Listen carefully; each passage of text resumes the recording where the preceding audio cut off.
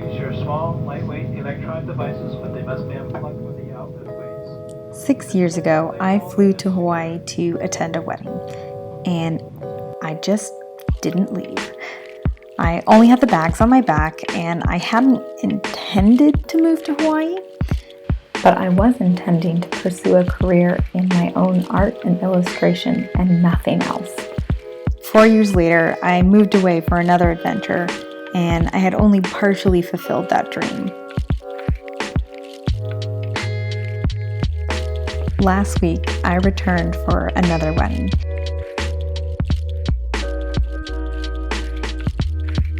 It was a surreal experience, coming full circle.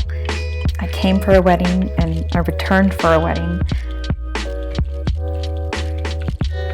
My friend Ava had an art opening at a museum.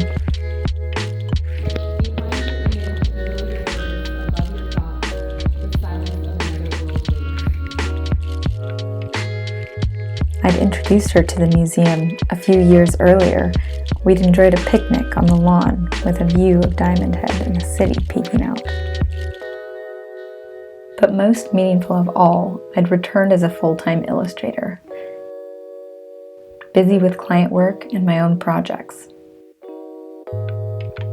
I decided to stay after the wedding for a week of working remotely. I spent a day working in the Honolulu Museum of Art.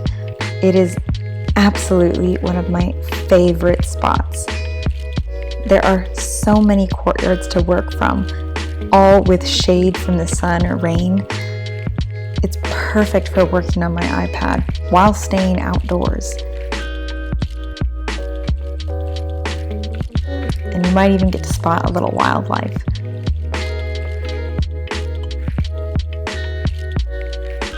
Plus, there's lots of inspiring art on the inside as well.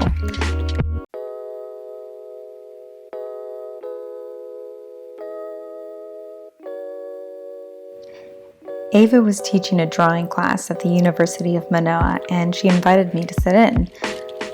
I couldn't help but daydream about how inspiring it would be to study on the tropical campus. It was great to sit in on a college-level drawing course. They were focused on studying value at the time, and our still life was made of these random objects that had been painted either a flat white, black, or gray. And afterwards, I had lunch with Ava.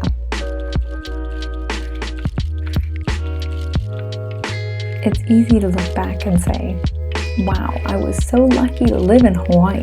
But the truth is, I struggled there.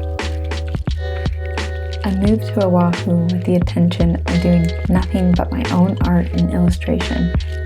And frankly, I fell flat on my face.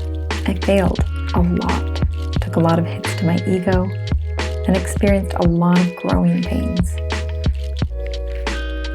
I returned to Hawaii, fully living the dream I struggled to create while I lived there. It was hard to see then, but it's thanks to that struggle I went through that I'm where I am today. I'm really grateful to my past self for putting that work in, and I hope I'm putting the same effort in for my future self. And while I'm sad I don't live there anymore, in the wild, otherworldly nature, who knows what will happen in the future? Maybe the work I'm putting in today will bring me back.